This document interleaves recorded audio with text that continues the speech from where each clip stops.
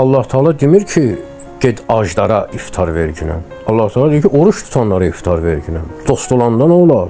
Oruç tutub ona iftar vermək savabdır. La varlı olsun, kasıb olsun. Fərq eləməz. Ha, o ki qaldı kasıba. Lap tutalım belə, gəl belə danışaq da. Mən yığdım 10 dənə dostumu, saldım ixtisara, 10 nəfər kasıbı çağırdım.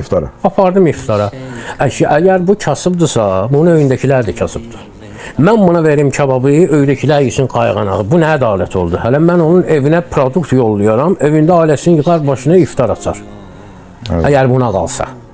Yəni o səhv tutmağa qalsa, hələ bunda da bir səhv olar yeri gələndə.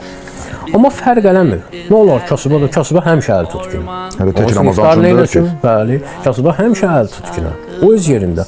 Amma dostdaşlarını yığıb bir yerdə iftar eləmək, ələlə salam ki, deyir ki, mən dostlarımı bir yerə yığıb qonaqlıq verməyi qul azad eləməkdən üstün bilir.